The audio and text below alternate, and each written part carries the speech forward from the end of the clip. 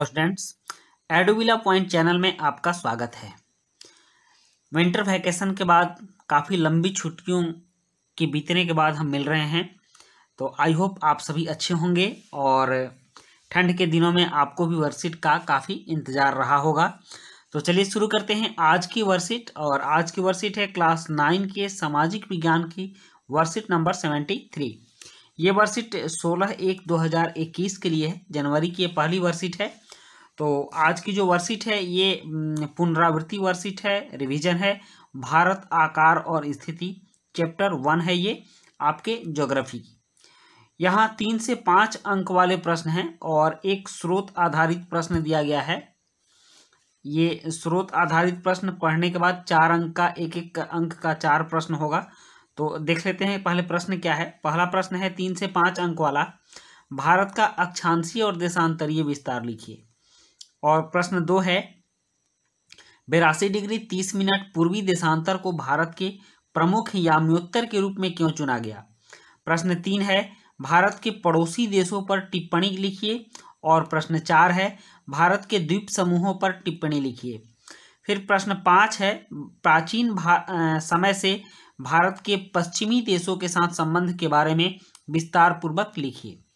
उसके बाद प्रश्न 6 है दिन और रात की अवधि में अंतर कन्याकुमारी की अपेक्षा कश्मीर में क्यों ज़्यादा महसूस होता है। और प्रश्न 7 है हिंद महासागर में भारत की केंद्रीय स्थिति का बहुत महत्व है, कथन की न्याय संगत व्याख्या कीजिए। और प्रश्न 8 है यहाँ पर निम्नलिखित उद्धरण को पढ़कर नीचे दिए गए प्रश्नों के उत्तर दीजिए। तो यहाँ एक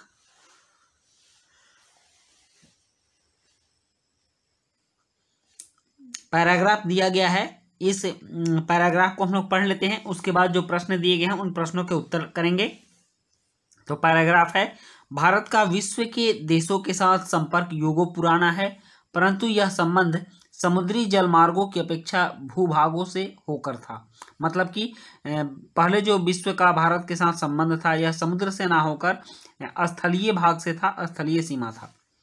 उत्तरी पर्वतों के दर्रों से अनेक यात्री प्राचीन काल में भारत है। उत्तर में, भारत के उत्तर में जो हिमालय पहाड़ है तो इसके बीच बीच में दर्रे हैं, आने जाने के कुछ रास्ते हैं। उन दर्रों से कुछ व्यक्ति भारत आए, जबकि समुद्री मार्ग बहुत समय तक ज्ञात नहीं थे। आपने जाना है कि समुद्री मार्ग की खोज किसने की थी, तो वास्को डी गामा ने की थी 1498 ईस्वी में। इन मार्गों से प्राचीन समय से विचारों और वस्तुओं का आदान प्रदान होता रहा है। किन मार्गों से? ये जो उत्तर में जो दर्रे हैं पर्वतों के बीच, उन मार्गों से। भारत का पश्चिम, मध्य और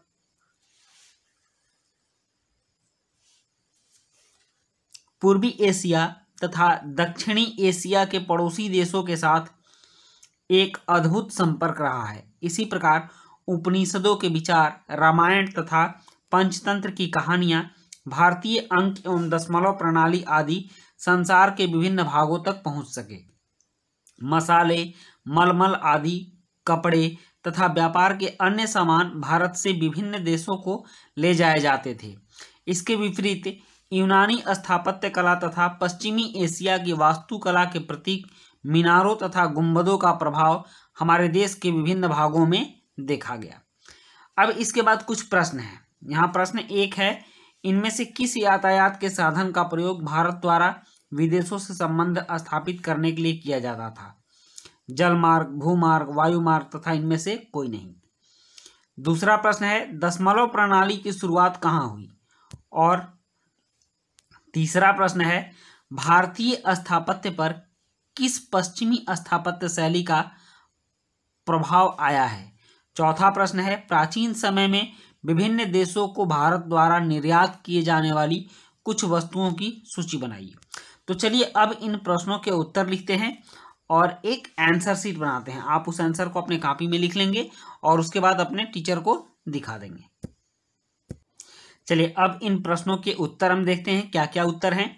तो सबसे पहला प्रश्न है भारत का अक्षांशीय और देशांतरीय विस्तार लिखिए। तो हम जानते हैं कि भारत का जो ये मैप है, ये जो इस तरह का भारत का मैप है, आप थोड़ा सा ध्यान देंगे इसको, क्योंकि ये जल्दबाजी में बनाया जा रहा है इसलिए ज़्यादा बेटर नहीं होगा। तो अक्षांशीय विस्तार मतलब अक्षांश रेखाएं पृथ्वी पर ऐसे है, तो यहाँ भारत कहाँ से शुरू होता है और फिर यहाँ कहाँ समाप्त होता है। और देशांतरीय विस्तार का मतलब हुआ कि देशांतर रेखा ऐसे होती है, तो ये यहाँ कैसे शुरू होता है और यहाँ कहाँ शुरू होता है। तो यहाँ इसका उत्तर होगा कि भारत का अक्षांशीय विस्तार 8 डिग्री 4 मिनट उत्तरी अक्षांश से, मतलब यहाँ से 8 डिग्री 4 मिनट से 37 डिग्री 6 मिनट यहाँ पर उत्तरी अक्षांश तक, और देशांतरीय विस्तार मतलब इस वाले भाग से 68 डिग्री 7 मिनट पूर्वी देशांतर से 97 डिग्री 25 मिनट पूर्वी देशांतर तक है। आपने मैप में समझ लिया, अब सीधा उत्तर समझ लीजिएगा। भारत का अक्षांशीय विस्तार 8 डिग्री 4 मिनट उत्तरी अक्षांश से 37 डिग्री 6 मिनट उत्तरी अक्षांश तक, और देशांतरीय विस्तार 68 डिग्री 7 मिनट पूर्वी देशांतर से 97 डिग्री 25 मिनट पूर्वी देशांतर तक है। उसके बाद प्रश्न 2 है, 82 डिग्री 30 मिनट पूर्वी देशांतर को भारत के प्रमुख याम्योत्तर के रूप में क्यों चुना गया। तो इसका उत्तर है 82 डिग्री 30 मिनट पूर्वी देशांतर को भारत के प्रमुख याम्योत्तर के रूप में चुनने का कारण है कि यह भारत के बीचों बीच से गुजरती है और 7 डिग्री 30 मिनट का गुणांक भी है। ऐसा इसलिए माना जाता है, रखा जाता है, क्योंकि ये 7 डिग्री 30 मिनट देशांतर जो है, इतनी अगर दूरी रहे तो आधे घंटे का 30 मिनट का दूरी कवर करती है। तो किसी भी देशांतर रेखा को प्रधान रेखा उस रेखा को मानते हैं जो इसका गुणांक हो और इससे उसमें भाग लग जाए, ताकि इसके अगल बगल जो भी हो वो कम से कम आधे घंटे की दूरी पर हो। उसके बाद प्रश्न 3 है कि भारत के पड़ोसी देशों पर टिप्पणी लिखिए। भारत के जो पड़ोसी देश हैं उन पर टिप्पणी लिखनी है। तो इसका उत्तर है, भारत अपने कुछ पड़ोसी देशों के साथ स्थलीय सीमा तथा कुछ देशों के साथ समुद्री सीमा साझा करता है। उत्तर पश्चिम में पाकिस्तान और अफगानिस्तान के साथ, उत्तर में चीन, तिब्बत, नेपाल और भूटान के साथ तथा पूर्व में म्यांमार और बांग्लादेश के साथ भारत स्थलीय सीमा से जुड़ा हुआ है, जबकि दक्षिण में श्रीलंका और मालदीव के साथ समुद्री सीमा से जुड़ाव रखता है। भारत और श्रीलंका के बीच पाक जल संधि तथा मन्नार की खाड़ी है। वहीं मालदीव लक्षद्वीप के दक्षिण में हिंद महासागर में स्थित है। उसके बाद प्रश्न 4 आता है, और प्रश्न 4 है, भारत के द्वीप समूह पर टिप्पणी लिखिए। आप जानते हैं कि भारत में 2 द्वीप समूह हैं, एक इस साइड बंगाल की खाड़ी में अंडमान निकोबार द्वीप समूह है और एक यहाँ पर मालाबार के निकट लक्षद्वीप समूह है। तो इसके बारे में टिप्पणी लिखनी है। तो भारत में मुख्यतः 2 द्वीप समूह हैं, अंडमान निकोबार द्वीप समूह और लक्षद्वीप समूह।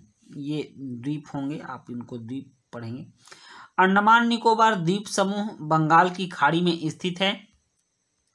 यह मुख्यतः 2 भागों में बटा है। अंडमान निकोबार देखिएगा तो ऐसे है, फिर एक ऐसे है, 2 भागों में बटा है।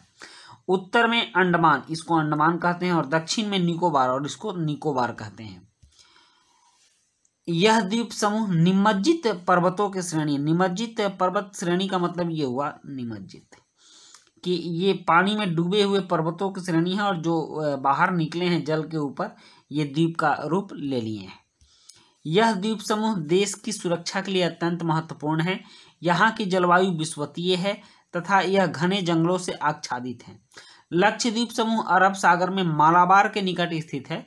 यह पूरा द्वीप समूह प्रवाल निक्षेप से बना है।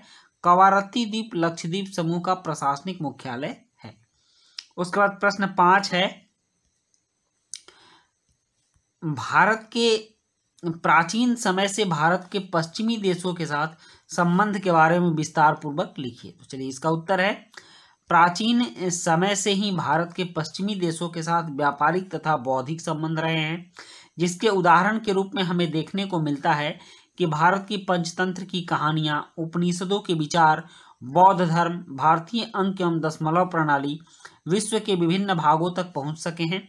मसाला, मलमल, कपड़े, अन्य सामान भारत के विभिन्न देशों में निर्यात होता था। इसके विपरीत यूनानी स्थापत्य कला तथा पश्चिमी एशिया की वास्तुकला के मीनारों तथा गुंबद के प्रभाव हमारे देश के विभिन्न भागों में देखे जा सकते हैं। और नेक्स्ट है प्रश्न 6, दिन और रात की अवधि में अंतर कन्याकुमारी की अपेक्षा कश्मीर में क्यों ज़्यादा महसूस होता है? तो इसका उत्तर है अक्षांशीय विस्तार के कारण दिन और रात की अवधि में अंतर दिखाई पड़ता है। कन्याकुमारी में विषुवतीय रेखा के समीप होने के कारण दिन और रात की अवधि में अंतर कम होता है।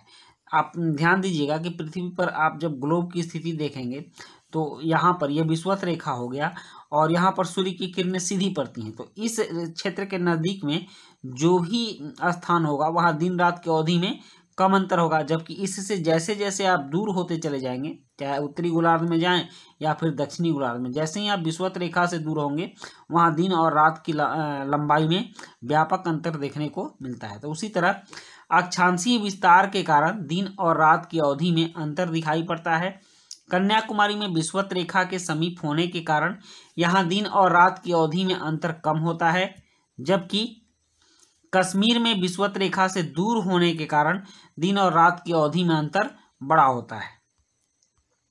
अब प्रश्न 7 है। प्रश्न 7 है, हिंद महासागर में भारत की केंद्रीय स्थिति का बहुत महत्व है, कथन की न्याय संगत व्याख्या कीजिए। तो इसका उत्तर है हिंद महासागर में भारत की केंद्रीय स्थिति का बहुत महत्व है। इस स्थिति के कारण भारत के जलमार्ग द्वारा पूर्वी अफ्रीका, पश्चिमी एशिया, दक्षिण तथा दक्षिण पूर्वी एशिया और पूर्वी एशिया के देशों में पहुंचा जा सकता है। भारत ने इन देशों के साथ घनिष्ठ सांस्कृतिक एवं व्यापारिक संबंध स्थापित किए। भारत की इस स्थिति का महत्व इस बात से और भी स्पष्ट हो जाता है कि देश के साथ लगते महासागर का नाम हिंदुस्तान के नाम पर हिंद महासागर पड़ा। उसके बाद स्रोत आधारित प्रश्न है, जिसमें कि आपके प्रश्न का संख्या 8 दिया गया था, तो 8-1, 8-2 इस तरह से है। तो 8-1 है, यहाँ हमने प्रश्न 1 लिखा है, आप इसको 8 का 1 मानिएगा।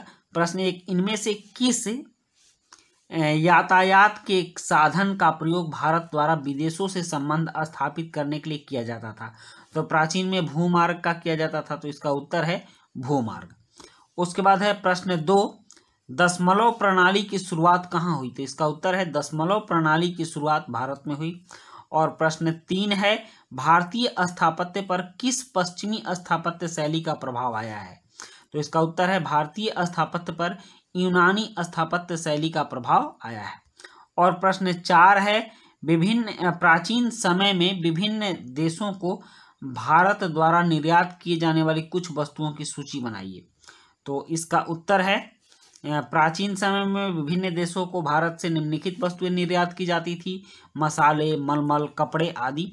तो इस तरह से हमने सारे प्रश्नों को कर लिया। तो बच्चों, ये थी आपकी आज की वर्कशीट, और ये 9th की वर्कशीट अगर आपको अच्छी लगी हो तो आप लोग हमारे चैनल को सब्सक्राइब जरूर कीजिएगा, कमेंट और लाइक भी कीजिएगा। तो मिलते हैं हम लोग नेक्स्ट वर्कशीट में। थैंक यू बच्चों।